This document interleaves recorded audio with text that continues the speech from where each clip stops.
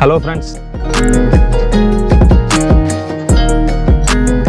எல்லாரும் எப்படி இருக்கீங்க? நான் ரொம்ப நல்லா இருக்கேன். எல்லாருக்கும் வணக்கம். இன்னைக்கு நம்ம எங்க வந்திருக்கோம்னு பார்த்துட்டீங்கன்னா அமிர்தம் நேச்சுரல் சுகர்ஸ்னு சொல்லிட்டு ஆலாங்காட்டூர் கோபிச்செட்டிப்பாளையம்னு சொல்லிட்டு ஒரு லொகேஷன்ல இருக்கு. இங்க எதுக்கு வந்திருக்கோம் அப்படின்னா கரும்பு வந்துட்டு எப்படி ஃபைனல் ஸ்டேஜ் வரைக்கும் சர்க்கரையா வெளியே வருதுங்கிறத வந்துட்டு ஸ்டேஜ் பை ஸ்டேஜா நம்ம சொல்லலாம் அப்படிங்கிற ஒரு இன்ட்ரெஸ்ட். அதனால அது சம்பந்தமா வீடியோ எடுக்கிறதா வந்திருக்கோம். உள்ள போய் பார்க்கலாம் எப்படின்னு சொல்லிட்டு எப்படி தயாரிக்கிறாங்க, என்ன ப்ராசஸ் போகுது அப்படின்னு சொல்லிட்டு. அதே மாதிரி இவங்க தயாரிக்கிறது வந்துட்டு வெள்ளை சர்க்கரை கிடையாது, நாட்டு கரும்பு சர்க்கரை. அதனால வந்துட்டு இது என்னன்னா இது பெரிய அதே வந்து நாட்டு கரும்பு சர்க்கரை வந்துட்டு இவங்க பெரிய ஃபேக்டரி மாதிரி ப்ரொடியூஸ் பண்ணி தயாரிச்சுட்டு இருக்காங்க. சரி வாங்க போகலாம். ரொம்ப ஹைட்டாக இருக்குது வண்டி வேறு. அதே மாதிரி இவங்க நாட்டு சர்க்கரை தயாரிக்கிறத பார்த்துட்டு நாங்கள் சின்ன லெவலில் இருக்குன்னு நினச்சோம். வந்து உள்ளே பார்த்ததுக்கு அப்புறம் தான் தெரியுது இது ஒரு பெரிய லெவலில் பண்ணிட்டு இருக்காங்க. அதுவுமே இயற்கையான முறையில் பண்ணுறதுங்கிறதா இதனோட மெயின் பெனிஃபிட். அதே மாதிரி என்னென்னா இவங்க இங்கே மட்டும் இல்லாமல் இது மாதிரி 6 இடத்துல வந்துட்டு சர்க்கரை ஆலையை வந்து வச்சுருக்காங்க. இதை மாதிரி சின்ன லெவலில் இந்த மாதிரி வச்சுருக்காங்க. அவங்க கரும்பு ஆக்சுவலாக வந்துட்டு ஸ்டேஜ் பை ஸ்டேஜாக எப்படி தயாரிக்கிறாங்கிறது உங்களுக்கு ஒவ்வொன்றா கேமராவில் உங்களுக்கு ஃபுல்லாக அப்படியே காமிக்கிறோம். இதை வந்துட்டு மோஸ்ட்லி நிறைய வீடியோவில் காமிச்சிருக்க மாட்டாங்க. ஃபைனல் ஸ்டேஜில் சும்மா அந்த காய்ச்சல் மட்டும் காமிச்சிருப்பாங்க. ஸ்டெப் பை ஸ்டெப்பாக எப்படி ரெடி பண்ணுறாங்க, அதில் என்னென்ன இன்க்ரீடியன்ஸ் யூஸ் பண்ணுறாங்க எல்லாத்தையும் நான் காமிக்கிறேன். வாங்க போய் பார்க்கலாம்.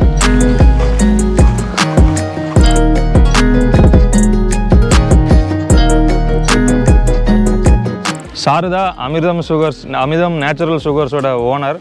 சார் பேர் வந்துட்டு ரவிச்சந்திரன். அவர்கிட்ட கேட்கலாம் அவரை பற்றி என்ன, இந்த பிஸ்னஸ் எவ்வளோ வருஷமாக பண்ணிகிட்டு இருக்காரு என்னங்கிறத ஃபுல் டீட்டெயில் அவர்கிட்டே கேட்கலாம்.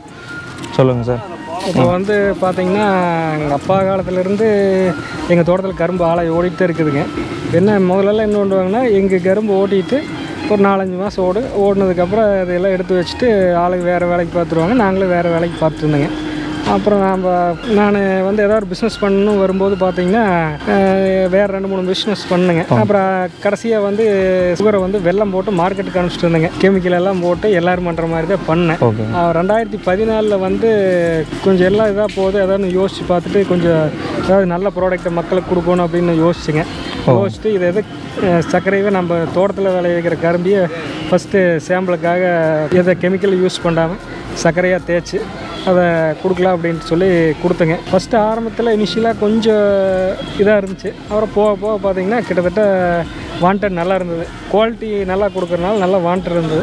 இப்போ அதனால் அதை அப்படியே 1 யூனிட் பண்ணால் 2 யூனிட் பண்ணால் இப்போ 3-4 கிட்டத்தட்ட ஒரு 5 யூனிட் நாங்கள் உற்பத்தி பண்ணுறதுக்கு மேலே எங்களுக்கு ஆர்டர் இருக்குதுங்க. அதான் கண்டிப்பாக குவாலிட்டி தானுங்க. கண்டிப்பாக குவாலிட்டி கொடுக்குறதுனால அது எந்த கெமிக்கல் இல்லைங்க. நம்ம கரும்பு வெட்டுறதே வந்து இந்த காட்டில் கெமிக்கல் யூஸ் பண்ணாத கரும்பு மட்டும்தான் வெட்டுறோம். நார்மலாக வெட்டுறதை விட நாங்கள் டன்னுக்கு 200-300 சேர்ந்து கொடுக்குறோமுங்க. 8 வந்து நல்ல கரும்பு வந்து கெமிக்கல் காட்டில் போட்டிருந்தாங்கன்னா தரம் வராது. கெமிக்கல் கம்மியாக இருக்கிற எதுவுமே இல்லாத கரும்பு வந்தால் தான் சக்கரை குவாலிட்டி வருங்க. நாங்கள் எதுக்கு கெமிக்கல் யூஸ் பண்ணாதனால கரும்பு குவாலிட்டி இருந்தால் மட்டும்தான் வருங்க.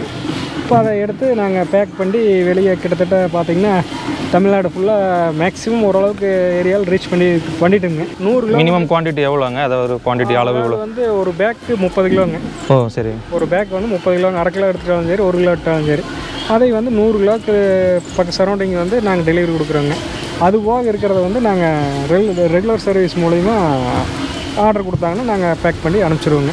சார் வந்துட்டு நம்ம கரும்பு எப்படி வெட்டி எப்படி ஃபைனல் ஸ்டேஜ் சக்கரை வரைக்கும் ஸ்டெப் பை ஸ்டெப்பாக எப்படி பண்ணுறாங்கங்கிறத நம்ம எக்ஸ்பிளைன் பண்ண போகிறாரு. போய் பார்க்கலாம் வாங்க.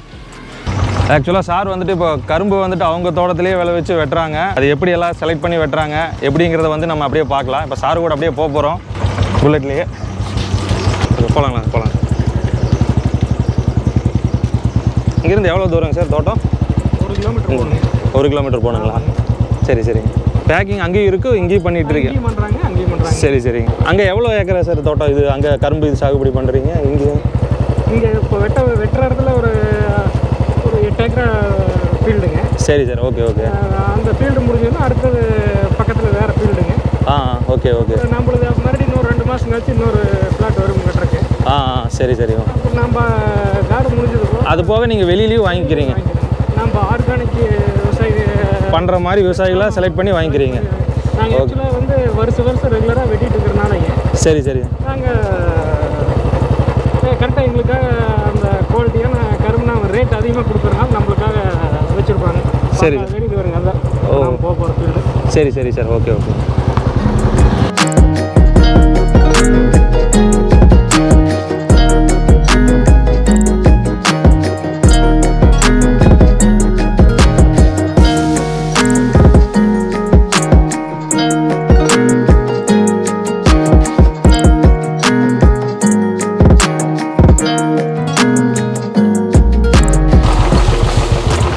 ஃப்ரெண்ட்ஸ் இங்கே தான் வெட்டிட்டு இருக்காங்க. இப்போ கரும்பு வெட்டுற இடத்துக்கு வந்துட்டு நம்ம இப்போ சார் வந்துட்டு ஒவ்வொன்றும் எக்ஸ்பிளைன் பண்ண போகிறாரு. என்ன கரும்பு என்ன யூஸ் பண்ணுறாங்க, என்ன வெரைட்டி எல்லாம் சொன்னார். அதாவது வந்துங்க இது 10 மாதம் முடிஞ்சு 11ஆவது மாதம் நடக்கிற கரும்புங்க. ஓகே. ஆக்சுவலாக இதுக்கு முன்னாடி வெட்டினாலும் வந்து சுகர் கண்டென்ட் கொஞ்சம் குறைவாக இருக்குது. சரி சரி. 12 மாதத்துக்கு மேலே போனாலும் அந்த தர போயிருங்க.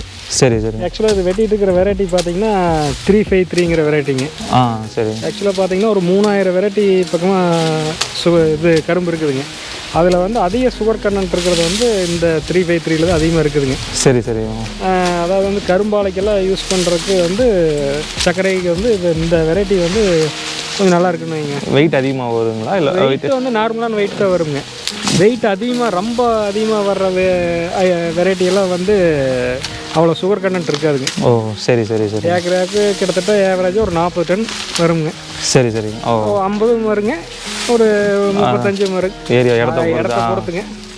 ஆக்சுவலாக ஒரு 50 டன் ஏவரேஜ் கரெக்டாக பண்ணால் ஒரு 50 டன் வருங்க. சரி சரி சரி. ஓகே. இந்த வெரைட்டி 353 சர்க்கரைக்கு வந்து இதுதான், இந்த வெரைட்டி தான் கொஞ்சம் சுகர் கண்டென்ட் ஜாஸ்தியாக இருக்குது. எந்த சுகராக இருந்தாலும் ஃபேக்ட்ரிக்கு போகிறனா கூட ரெக்கவரி வந்து அதிகமாக வர்றது இதில் தான் வருங்க. 353 இதில் ரெக்கவரி வருங்க. நீங்கள் வேறு எந்த கரும்பாக இருந்தாலும் ரெக்கவரி குறைவாக தான் கிடைக்கும். இதில் தான் சுகர் கண்டென்ட் ஜாஸ்திங்க.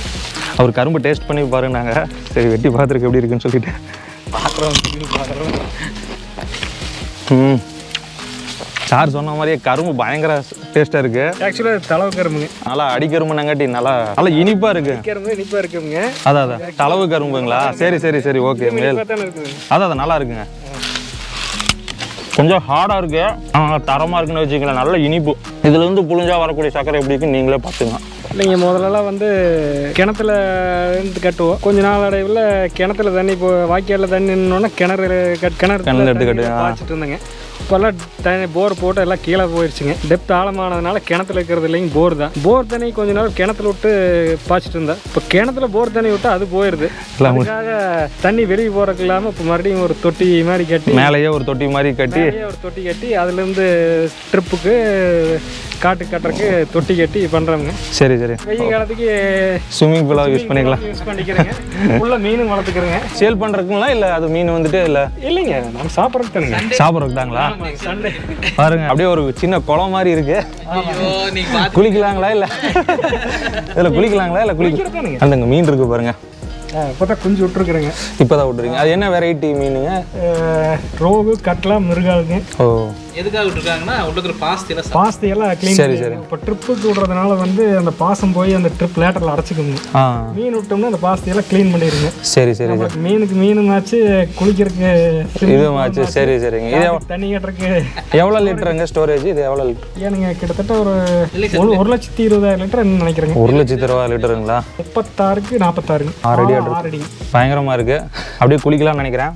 தண்ணி அப்படியே ஜில்லுன்னு தான் இருக்குது. ஏன்னா மேலே வந்துட்டு பந்தரில் போட்டிருக்காங்க, அதனால தண்ணி வெயிலே படாது, அதனால நல்லா ஜில்லுன்னு இருக்கு. இப்போ சாரே வந்துட்டு நமக்கு ஸ்டெப் பை ஸ்டெப்பாக கரும்பு வந்துட்டு எப்படி ஃபைனல் ஸ்டேஜ் சுகர் வரைக்கும் வருதுங்கிறத சாரே ஸ்டெப் பை ஸ்டெப்பாக எக்ஸ்பிளைன் பண்ணுவார். இப்போ வந்துங்க கரும்பு காட்டிலேருந்து வெட்டி டிராக்டரில் கொண்டு வர்றேங்க. கொண்டு வந்து இங்கே கொட்டினதுக்கப்புறம் சுகர் கேன் க்ரஷரில் க்ரஷ் பண்ணுறேங்க. க்ரஷ் பண்ணி அது ஜூஸாக வருதுங்க. ஜூஸாக வந்ததுன்னா அதில் பார்த்தீங்கன்னா ஒரு சின்ன தொட்டி மாதிரி இருக்குதுங்க அடியில் கீழேங்க. இதில் 2 டபுள் ஃபில்டர் ஆகுதுங்க. அப்படியே அதில் க்ரஷ் பண்ணால் அந்த சக்கை வேஸ்ட் சக்கை இங்கே வந்து வருதுங்க. வேஸ்ட் சக்கையில் இதில் வந்து காய வச்சு நாங்கள் மறுபடியும் பால் காய்ச்சறதுக்கு இது யூஸ் பண்ணிக்கிறோங்க. ஓ இதையே வச்சு எரிச்சுக்கிறோம். ஆமாம், எரிக்கிறதுக்கு வந்து எங்களுக்கு செலவு எக்ஸ்ட்ரா இருக்கிற இதிலே வச்சு. ஆமாங்க, இப்போதைக்கு பிரச்சனை இல்லைங்க. மழை காலத்துக்கு வந்து இது சக்கை பத்தாதனால கொஞ்சம் இடையில தென்னம்பட்டை அது கொஞ்சம் வாங்கி எரிக்க வேண்டியது இருக்குது. ஓகே. இந்த டைமுக்கெல்லாம் பிரச்சனை இல்லைங்க. 1 டன் கரும்பு ஜூஸ் பண்ணுறதுக்கு 1 டன் சக்கையை வந்து அந்த கரும்புடைய சக்கையை வந்து அதில் கரெக்டாக இருக்குது. அதில் அப்படியே பம்ப் வழியாக வந்துங்க. சரி, அந்த ட்ரம்முக்கு போகுங்க. தொட்டிலேருந்து டபுள் ஃபில்டர் ஆகிங்க. அந்த தொட்டியில் ஆமாங்க, டபுள் ஃபில்டர் ஆகுங்க. டபுள் ஃபில்டர் ஆகி இந்த பம்ப் வருங்க. இந்த பம்ப் வழியாக மறுபடியும் அந்த மேலே இருக்கிற டேங்க் வருங்க. ஆக்சுவலாக 1 டன் கரும்பு க்ரஷ் பண்ணும்போது 500 லிட்டர் ஜூஸ் வருங்க. இந்த டேங்கினுடைய கெப்பாசிட்டி வந்து 500 லிட்டருங்க. 1 டன் ஒரு ஏவரேஜாக ஒரு மழை காலத்தில் கொஞ்சம் அதிகமாக வருங்க, பனி காலத்தில் கொஞ்சம் ஜூஸ் கம்மியாக வருங்க. ஏவரேஜாக 1 டன்னுக்கு 500 லிட்டர் ஜூஸ் வருங்க. அந்த 500 லிட்டர் ஜூஸ் ஃபுல்லானதுக்கப்புறம் நிறுத்திடுவாங்க. அதை மறுபடியும் இங்கே பால் காய்ச்சறதுக்காக இங்கே விடுவாங்க. பால் காய்ச்சறதுக்காக இங்கே விடுவாங்க. அதை வந்து நம்ம கிட்டத்தட்ட ஒரு 1.5 மணி நேரத்துலேருந்து 1.25 மணி நேரம் அந்த 500 லிட்டர் ஜூஸை காய்ச்சணுங்க. ஃபஸ்ட்டு வந்து அதில் பிடிங்கிட்டோன்னே ஒரு அரை மணி நேரத்தில் அந்த டஸ்ட்டெல்லாம் வருங்க. அந்த டஸ்ட்டு ஃபார்ம் ஆனது அதையெல்லாம் க்ளீன் பண்ணி அதில் போட்டு திரும்ப ஒரு 1.25 மணி நேரம் காய்ச்சிதுன்னா மறுபடியும் பாகத்துக்கு வருங்க. பாகத்துக்கு வந்து பாகா மாறும்போது எடுத்து இதில் எடுத்து மாற்றிடுவாங்க. மாற்றி இது இந்த மாதிரி வந்து இது தேய்க்கணுங்க. சர்க்கரை இல்லைன்னா தேய்க்காம விட்டோம்னா கட்டியாக வந்துடுங்க. இதில் ஊற்றி எவ்வளோ நேரம் வச்சுருக்கணும்? இதில் ஒரு அரை மணி நேரம் அப்படியே அந்த ஹீட்டு குறைய நம்மளுக்கு சுகராக மாறிடுங்க. சரி சரி. நான் அது வரைக்கும் நம்ம அதை இந்த மாதிரி தள்ளி விட்டு முட்டையில் தேய்க்கணுங்க. சரி சரிங்க. தேய்ச்சோம்னா நம்மளுக்கு சுகராக கிடச்சிருங்க. அதாவது வந்துங்க இப்போது அந்த கரும்பில் வெளி சைடெல்லாம் அந்த டஸ்ட் இருக்குது இல்லைங்களா? ஒரு 1/4 மணி நேரம் அதில் காய வச்சோன்னா அந்த டஸ்ட்டு மட்டும் மேலே வந்துடுங்க. சரி சரிங்க. டஸ்ட்டு மேலே வந்தையும் அதை க்ளீன் பண்ணி அந்த ட்ரேயில் போட்டுருவாங்க. அதில் நல்ல ஜூஸ் இருந்ததுன்னா அதை ஃபில்டர் ஆகிக்கி அந்த டஸ்ட்டு மட்டும் இதில் நின்றுக்குங்க. சரி சரி. இதை எடுத்து அக்கட்டால் வெளியே இது பண்ணிவிட்டு நல்ல ஜூஸ் மட்டும் காய்ச்சுவாங்க. கிட்டத்தட்ட ஒரு 1.5 மணி நேரத்துலேருந்து 1.25 இது எடுக்கிற 1/4 மணி நேரங்க. எடுத்தாங்கன்னா மறுபடியும் ஒரு 1.5 மணி நேரம் காய்ச்சணுங்க. காய்ச்சி பதத்துக்கு வரும்போது அடுத்த கொப்பரையில் மாற்றி சர்க்கரையாக இது பண்ணிடுவாங்க. அது வந்து சர்க்கரையோடு அப்படியே போட்டுருவீங்களா? அது அப்படியே அது நல்ல ஜூஸ் மட்டும் ஃபில்டர் ஆகிங்க. அந்த டஸ்ட் ஆமாங்க, அந்த டஸ்ட்டு மட்டும் அதில் நின்றுக்கு அதை அப்படியே அக்கால் எடுத்து சரி சரி போட்டுருவாங்க. கால்சியமுக்காக சுண்ணாம்பு கொஞ்சம் யூஸ் பண்ணுவாங்க. அது என்ன அளவு யூஸ் பண்ணுறதுங்க? அது ஒரு 2 கரண்டி போடுவோங்க. ஒரு 50 கிராம் அந்த சைடு வருங்க. சமையல் சோடா டஸ்ட் க்ளீன் பண்ணுறதுக்காக ஒரு 100 கிராம் 100 கிராம் 500 லிட்டர் 100 கிராம்லேருந்து ஒரு 150 கிராம். டஸ்ட் அதிகமாக இருந்தால் ஒரு 150 கிராம் போடுங்க. டஸ்ட் கம்மியாக இருந்தால் ஒரு 100 கிராம் சமையல் சோடா. அது என்ன காரணம்? அது சமையல் சோடா என்ன காரணத்துக்கு? டஸ்ட் க்ளீன் பண்ணுறது. Dust clean. ஆமாம் சரி. இல்லைன்னா சர்க்கரை டஸ்ட்டில் இருந்துச்சுன்னு வைங்க, சர்க்கரை வந்து இதாக ஓகே, கொஞ்சம் பதமாக இருக்குங்க. சர்க்கரை சீக்கிரம் கெட்டுருங்க. சரி சரி. சுத்தமாக அதில் இருக்கிற அந்த டஸ்ட்டை கம்ப்ளீட்டாக ஃபுல்லாக க்ளீன் பண்ணிட்டா சரி சரி உங்களுக்கு சர்க்கரை வந்து நல்லா தரமாக குவாலிட்டியாக இருக்குது. கொஞ்சம் நாளைக்கு கெடாமல் இருக்குது. சரி சரி. நாங்கள் வந்து இப்போ சாதா கரும்புக்கெல்லாம் வந்து உரம் போட்ட கரும்புக்கு வேறு மருந்து ஹைட்ரோஸு இந்த வெள்ளை சர்க்கரை எல்லாம் மிக்ஸ் பண்ணுறாங்க. சரி சரி. அது எந்த கரும்பாக இருந்தாலும் வருங்க. இப்போ நாங்கள் வாங்குகிற கரும்பு பார்த்திங்கன்னா எதுவுமே காட்டிலையும் உரம் போடாதது, இங்கேயும் எதுவும் போடாதனால இப்போ எங்களுக்கு இதுலேயே ஃபில்டர் ஆகிக்குங்க. நல்ல கரும்புக்கு வந்து எதுவுமே போடலினாலும் நல்லா வருங்க. சரி சரி. இப்போ மருந்து போட்ட கரும்பாக இருந்ததுன்னா ஏதாவது கெமிக்கலையோ இல்லை ஒயிட் சுகரையோ அதில் மிக்ஸ் பண்ணால் மட்டும்தான் சர்க்கரையாக வருங்க. இல்லைன்னா பாகாவே தான் இருக்குது. சரி சரிங்க. சர்க்கரை ஆகாது. சரி சரி சரி. கெமிக்கல் யூஸ் பண்ணால் சர்க்கரை ஆகாது. காட்டில் கெமிக்கல் யூஸ் பண்ணுறீங்களா, இங்கேயும் யூஸ் பண்ணணும். அதான் அங்கே யூஸ் பண்ணலைன்னா இங்கே யூஸ் பண்ணலாம். அங்கே எதுவும் பண்ணலைன்னா இங்கே எதுவும் தேவையில்லைங்க. நாங்கள் வந்து எப்படின்னா நார்மலாக ஒரு 2000 ரூபாய்க்கு கரும்பு விற்கிறதுன்னு நாங்கள் ஒரு 300 ரூபா டன்னுக்கு சேர்ந்து 300-400 சேர்ந்து கொடுத்துருவோங்க. நல்ல கரும்பாக வாங்கி நல்ல பொருளாக மக்களுக்கு கொடுக்குறோம். கண்டிப்பாக. அது அது வந்து உரவரைங்க. உரவரையில் களைக்கணுங்க. 4 தடவை இதே மாதிரி களைச்சி விட்டுங்க. 4 தடவை இந்த மாதிரி களைக்கணுங்க. களைக்க அந்த ஹீட்டு குறையுங்க. ஹீட்டு களைச்சிட்டு பார்த்தீங்கன்னா அந்த சக்கரை தேய்க்கிற முட்டியில் அப்படியே அமுத்திட்டு வந்தால் கட்டி இல்லாமல் பவுடராக கிடைக்குங்க. இல்லை கொஞ்சம் லேட் பண்ணால் கட்டியாக மாறிடும். சரி சரி. சக்கரை கட்டியாயிடும். அதை சக்கரை தேய்க்கிற முட்டிங்க, தேப் முட்டி. இதே மாதிரி இதில் ஒரு 4லேருந்து 5 டைம் வைங்க களைச்சுட்டுங்க. உரவாரையில் 4 டைம் களைச்சுட்டு 4 டைம் 5 டைமுங்க. தேப்பு மூட்டையில் ஒரு 4 டைம் 5 டைம் தேய்க்கணுங்க. நீ இந்த ப்ராசஸிங் முடிஞ்சதுங்க. இன்னொரு 1/4 மணி நேரம் இருந்ததுன்னா இது அப்படியே பூரா அப்படியே இன்னும் 2 தடவை முட்டையில் அமுத்துனாங்கன்னா பவுடராக ஆயிக்குங்க. அடுத்து நீ அதை ஒரு அரை மணி நேரத்தில் கொஞ்சம் ஹீட் குறைஞ்சோடனே பேக்கிங் செக்ஷனுக்கு எடுத்துகிட்டு போய் அங்கே அப்படியே பேக்கிங் பண்ணிக்கிறேங்க. இல்லைங்க, நாங்கள் வந்து இன்றைக்கி ஓடுறத காலையில் ஓடுறது சாயங்காலம் ஓடுறது அடுத்த நாள் பேக்கிங். கொஞ்சம் இந்த ஹீட்டு குறைஞ்சதுன்னா பேக்கெட்டில் ஹீட் இல்லாமல் இருந்ததுன்னா கொஞ்சம் நல்லாயிருக்கும். சரி சரி சரி சரி. பேக்கிங் போகலாம். சரி பேக்கிங் பார்க்கலாங்க. இப்போ அதை வந்து கொண்டு வந்து இந்த ட்ரேயில் போட்டிங்க. சரி. இப்போ இது ஆக்சுவலாக மிஷின் போட்டு கூட பண்ணலாமுங்க. மிஷின் போட்டோம்னா இதில் 1-2 வர்ற டஸ்ட்டு வந்து நம்ம எடுக்க முடியாது. அதனால் வந்து இருக்கிற எத்தனை சர்க்கரை இருந்தாலுமே நாங்கள் பூரா மேனுவலாகவே கையில் இந்த மாதிரி எல்லாம் மிக்ஸ் பண்ணி ஒன்று ரெண்டு டஸ்ட் இருந்தாலும் அதை க்ளீன் பண்ணி அந்த ஒன்று ரெண்டு வர்ற கட்டியை ரிமூவ் பண்ணிட்டு சரி சரி இதை மட்டும்தான் பேக் பண்ணி வெளியே அனுப்புகிறோங்க. இது ஒரு டைம் சலிப்பீங்களா இல்லை? இல்லைங்க, அது கட்டி அதிகமாக வந்ததுன்னா சலிப்புங்க. நம்ம அங்கேயே ப்ராசிங்லேயே நல்லா அந்த முட்டி வச்சு 4 தடவைங்கிறது ஒரு 5 தடவை பண்ணுறதுனால சரி கட்டி வராதுங்க. இப்போ நீங்கள் பார்த்தீங்கன்னா கூட தெரியும், 1-2 கட்டி வருங்க. அதெல்லாம் பேக் பண்ணும்போது ரிமூவ் பண்ணிடுவாங்க. ஓகே ஓகே, எடுத்துங்க தனியாக வச்சுருப்பேன். சரி சரி, எடுத்து தனியாக வச்சுருவாங்க. நல்லது மட்டும் பேக் பண்ணிடுவாங்க. 1-2 அங்கேயே க்ளீன் பண்ணிடுவாங்க. இருந்தாலும் 1-2 டஸ்ட்டு ஏமாந்து 1-2 வருங்க. அதை இங்கே மேனுவலாக பண்ணும்போது அதையும் ரிமூவ் பண்ணிட்டு பேக் பண்ணிடுவாங்க. Okay okay. அந்த கட்டி பாருங்கள் தனியாக எடுத்து அப்படியே வச்சுருக்காங்க. அந்த கட்டி என்ன சார் பண்ணுவாங்க மறுபடியும்? இல்லை அதை மறுபடியும் வந்து உடச்சி ரீயூஸ் பண்ணிக்கலாம். அதை அப்படியே அந்த பாகில் போட்டோம்னா கரைஞ்சி மறுபடியும் சர்க்கரையாக ரீப்ராசஸ் பண்ணிக்கலாம். சரி சரி, ஓகே ஓகே. அது கம்மியாக தான் வருங்க. வர்றதை இன்றைக்கி வர்றதை எடுத்து நாளைக்கு போட்டு அந்த பாகுலேயே போட்டோம்னா மறுபடியும் அந்த சர்க்கரையாக தேய்ச்சி ஓகே கொடுத்தோம். ஓகே. இது வந்துட்டு இங்கே நிறைய வெரைட்டியாக பேக்கிங் பண்ணுறாங்க. சாரிட்ட கேட்கலாம், எத்தனை கிலோ சார் இருந்து? 1/2 kg 1 kg 2 இதாக பண்ணுறோங்க. ஓகே. அப்புறம் பெரிய பெரிய டீ கடைக்கெல்லாம் பார்த்தீங்கன்னா அப்படியே லூஸில் 30 கிலோ பேக்கிங்கே கேட்டோம். அந்த மாதிரி 30 கிலோ கொடுத்துட்றோங்க. 30 கிலோ பேக்கிங் அங்கே இருக்குங்க. 30 கிலோ பேக்கிங்க இது அங்கே இருக்குங்க, அந்த இடத்துல இருக்குதுங்க. சரி சரி, ஓகே. அந்த பேக்கில் வர்றது அப்படியே 30 கிலோ வெயிட் போட்டு அப்படியே அனுப்பிச்சிடுறேங்க. இது வந்து 1/2 kg. 1/2 kg 1/2 kg பேக்குங்க. Okay okay. இது 1/2 kg chemical free jaggery powder.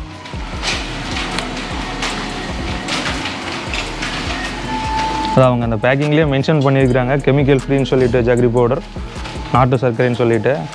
இதுக்கு ஏதாவது ஸ்பெஷலாக அந்த ஃபுட் கிரேடு வந்து இதெல்லாம் வாங்கியிருக்கேன். ஆமாங்க, ஃபுட் லைசன்ஸ் வாங்கியிருக்கிறேங்க. அது FSSAI. ஆமாங்க, லேபில் டெஸ்ட் பண்ணி அந்த நியூட்ரிஷன் வேல்யூ எல்லாம் எவ்வளோன்னு பேக்கெட்லேயே போட்டிருக்கிறோம். Okay okay. ஓ, அதாவது வந்து இப்போ ஒரு சிலர் வந்து என்ன இருக்குது பாருங்கள். ஒரு சிலர் என்ன பண்ணுவாங்கன்னா ஒரு சர்க்கரையினுடைய லேப் ரிப்போர்ட் எடுத்துகிட்டு அதை வச்சு வேறு சர்க்கரை கொடுப்பாங்க. இப்போ நம்மளது அப்படியே இல்லை, நம்ம சர்க்கரையே கொடுத்து லேபில் டெஸ்ட் பண்ணிக்கலாம். Okay okay. அப்போ தான் அவங்களுக்கு வந்து எந்த சர்க்கரையில் வந்து கெமிக்கல் இருக்குது எதில் இல்லைங்கிறது தெரியும். அதான் சார் சொல்கிறத பார்த்துட்டிங்கன்னா குவாலிட்டியான பொருளை நீங்கள் கன்ஃபார்ம் பண்ணிக்கலாம். டைரெக்டாக வாங்க கூட வந்து இங்கே சாம்பிள் எடுத்து நீங்களே டெஸ்ட் பண்ணி கூட சொல்லிக்கலாம். அந்த டெஸ்டிங்கான சார்ஜும் நான் கொடுத்துட்றேன். பட் அந்த குவாலிட்டி வந்துட்டு நாங்கள் கொடுக்குறது 100% குவாலிட்டியான ப்ராடக்ட் தான் அப்படிங்கிற சொல்கிறார். இதில் மென்ஷன் பண்ணியிருக்கிற அந்த ரேஷியோ படி தான் எல்லா குவாலிட்டி அந்த குவாலிட்டி இருக்குது. அந்த ஃபுல் ப்ராடக்ட் நியூட்ரிஷன் வேல்யூ எல்லாம் இருக்குது. அதான் எனக்கு என்னென்னா, ஓகே இப்போ எல்லா ஸ்டேஜும் முடிச்சு நம்ம ஃபைனலாக வந்துட்டோம். சார்கிட்ட எனக்கு ஒரு சில டவுட்ஸ் இருக்குது. மோஸ்ட்லி கஸ்டமர் பாயிண்ட் ஆஃப் வியூவில் இருக்கும். நான் அதை சார்கிட்ட கேட்டு தெரிஞ்சுக்க போகிறேன். சார் அதான் இப்போ அந்த கெமிக்கல் யூஸ் பண்ணாங்கன்னா அதில் என்ன மாதிரி கெமிக்கல் யூஸ் பண்ணுவாங்க? நீங்கள் அதை ஏன் யூஸ் பண்ணுறது இல்லை? அது என்ன? ஆக்சுவலாக பார்த்தீங்கன்னா அந்த காட்டுக்கு உரமாக போடுற சூப்பர் போடுவாங்க. கரும்புக்கு உரமே இல்லை ஓகே ஓகே. போடுற உரத்தை வந்து கரும்பு பாகு சர்க்கரையை இது பண்ணும்போது பாலில் போடுவாங்க. ஓ சரி சரி, ஓகே. அது ஃபஸ்ட்டுங்க. அதுக்கப்புறம் பார்த்தீங்கன்னா இந்த சாயப்பட்டறைக்கு ப்ளீச்சிங் பட்டறைக்கெல்லாம் போடுவாங்க, ஹைட்ரோஸ்ன்னு சொல்லி. சரி சரி, ஓகே ஓகே. சஃபோலைட்டு அதெல்லாம் ஒரு கிட்டத்தட்ட ஒரு 4 வருஷத்துக்கு மேலே வரைக்கும் அதை மட்டும் போட்டிருந்தாங்க. இப்போ இந்த 4 வருஷமாக என்ன பண்ணுறாங்கன்னா எல்லாமே ஒயிட் சுகரில் வரதுனால ஒயிட் சுகரையே எடுத்து கொட்டிடுறாங்க. Okay okay. ஒயிட் சுகரில் எல்லா கெமிக்கல் இருக்கிறதுனால அதை அப்படியே கெமிக்கலாக யூஸ் பண்ணி இதில் அதை பாதி பாலை இது பண்ணி வெள்ளை சர்க்கரையை உள்ளே கொட்டி சர்க்கரையை இது பண்ணுறாங்க. அது வந்து ஒவ்வொரு பனிக்காலத்துக்கு வந்து இப்போ இந்த பனிக்காலங்கிறதுனால வந்து நல்ல கலர் வருங்க. ஓகே. கெமிக்கல் எதுவுமே யூஸ் பண்ணாமல் இருந்தாலும் அதை எதுவுமே யூஸே பண்ணாமல் இருந்தால் அது ஆட்டோமேட்டிக் கலர் வருங்க. மழை காலத்தில் அது கொஞ்சம் கலர் சேஞ்ச் ஆகி வருங்க. அதுக்கு என்ன காரணம் கேட்டிங்கன்னா, இப்போ பனிக்காலத்தில் வந்து ஒரு டன் கரும்புக்கு 500 லிட்டர் ஜூஸ் வருங்க. இதே மழை காலத்தில் பார்த்தீங்கன்னா நல்லா காஞ்சி மழை பெய்யும் போது 600 லிட்டர் ஜூஸ் வருங்க. ஓ சரி. 600 லிட்டர் இப்போ பாக காய்ச்சும் போதுங்க. சரி சரி. 500 லிட்டர் ஜூஸ் காயறதுக்கு வந்து 1.5 மணி நேரத்தில் 1.25 மணி நேரத்தில் காயுங்க. அந்த 500 லிட்டர் ஜூஸ் அதே ஒரு டன் கரும்புக்கு 600 லிட்டர் ஜூஸ் மழை காலத்தில் வருங்க. அதுக்கு ஒரு 1/4 மணி நேரம் சேர்ந்து அடுப்பில் பாகு காய்ச்சணுங்க. அந்த 1/4 மணி நேரம் காய்ச்சும் போது பார்த்தீங்கன்னா அந்த பாகு வந்து கொஞ்சம் தீஞ்சு போனதுனால கொஞ்சம் ஒரு 1/4 மணி நேரம் அடுப்பில் அதனால ஓகே. அதனால கலர் கருப்பாக வர்றது, கருப்பு கலரை சேஞ்ச். சரி சரி. மழை ஆரம்பிக்கும் போது மழை காலத்தில் கண்டிப்பாக. பனி காலத்தில் நான் அதை தான் கேட்கலான்ட்டு இருந்தேன். ஏன்னா ஒரு சில பார்த்தா ரொம்ப கருப்பாக இருக்க மாதிரி இருக்கும், ஒரு சிலது வந்து நல்லா இதாக இருக்கும். நீங்கள் வந்து சர்க்கரை பொறுத்த வரைக்கும் கண்டிப்பாக கலரை வச்சு நீங்கள் முடிவு பண்ணக்கூடாது. பண்ணக்கூடாதுங்க. சரி. அப்புறம் இன்னொரு டவுட்டு, இது வந்துட்டு ஒரு சில சர்க்கரை வந்து நான் டீயில் போட்டு குடிக்கும்போது உப்பு கரிச்ச மாதிரி ஒரு சில சர்க்கரை இருக்கும். அதுக்கான காரணம் என்ன? அது இல்லைங்க, அது பார்த்தீங்கன்னா விளைச்சல் கம்மியான கரும்பு போட்டோம்னா அந்த மாதிரி வருங்க. அதை கெமிக்கல் யூஸ் பண்ணால் அந்த மாதிரி வரும். ஒரிஜினல் நாட்டு சர்க்கரையில் அந்த உப்பு கறி அந்த இது வந்து கொஞ்சம் கம்மியாக தான் இருக்கும். ஆமாம் ஆமாம். ஓ ஓகே. வந்து பார்த்தீங்கன்னா சர்க்கரை வந்து ஒரு சில சர்க்கரை பால் சூடாக இருக்கும்போது போட்டாங்கன்னா பால் கெட்டு போயிருக்கு. ஆமாம். அது வந்து 2 ரீசனுங்க. ஒன்று வந்து சர்க்கரை வந்து ஈரப்பதம் ஆகிட்டா அந்த மாதிரி பண்ணுங்க, அது வந்து ரொம்ப கம்மிங்க. இன்னொன்று வந்து கெமிக்கல் யூஸ் பண்ணியிருந்தாங்கன்னா முதல் 15-20 நாளைக்கு தெரியாதுங்க. அதுக்கு மேலே ஆகிட்டா கெமிக்கல் யூஸ் பண்ணியிருந்தால் கட்டாயம் பால் திரிஞ்சு கெட்டு போயிருக்கும். அப்போனா கெமிக்கல் யூஸ் பண்ணாது வந்து போட்டு பாலை கொதிக்க வச்சோம்னா தெரியாது. இப்போ நம்ம சர்க்கரை கொதிக்கிற பால்லையே போட்டு கொதிக்க வச்சாலும் பால்கோவாவே என்னாலும் தெரியாது. ஓகே ஓகே, கண்டிப்பாக நீங்கள் அந்த குவாலிட்டி வந்து அதை யூஸ் பண்ணி கண்டிப்பாக அந்த ட்ரை பண்ணி செக் பண்ணிக்கலாம். நாங்கள் இப்போ ஒன்று ஸ்ரீவில்லிபுத்தூரில் பால்கோவா கிண்டுறக்கு நம்ம சர்க்கரை வாங்கிட்டு இருக்கிறாங்க. ஸ்ரீவில்லிபுத்தூர் நீங்கள் தானா? ஸ்ரீவில்லிபுத்தூரில் ஓகே ஓகே, கண்டிப்பாக அஸ்கால வெள்ளை சர்க்கரையில் பால்கோவா பண்ணுவாங்க. கண்டிப்பாக. இப்போ நாட்டு சர்க்கரையில் பால்கோவா பண்ணுறதுக்கு நாங்கள் கொடுத்துருக்குறோம். பால்கோவா எடுத்துகிட்டு இருக்கிறாங்க. பால்கோவா பார்த்தீங்கன்னா கொதிக்கிற பாலில் போட்டு பாலை சுண்ட வச்சு தான் பால்கோவா பண்ணுவாங்க. கண்டிப்பாக. நம்ம மற்ற சர்க்கரையை இருந்தால் திரிஞ்சு போயிருங்க. அதுக்கு யூஸ் பண்ணுறது கரும்பு சர்க்கரை தான் பால்கோவாக்கு. ஆமாம், ஒயிட் சர்க்கரை யூஸ் பண்ணாங்க, அதெல்லாம் பண்ணிட்டு இருக்காங்க. ஓகே, மாற்றா. சரி சரி, கண்டிப்பாக. இந்த நாட்டு சர்க்கரையில் வேணும்னு கேட்டாங்க. இப்போ அதுக்கு நம்ம சர்க்கரையை போட்டு பால்கோவா கொதிக்கிற பாலில் போட்டு பால்கோவா நம்ம சர்க்கரையில் பண்ணுறாங்க. பால் கிடாது. கண்டிப்பாக சார், கண்டிப்பாக. கங்க்ராட்ஸ்.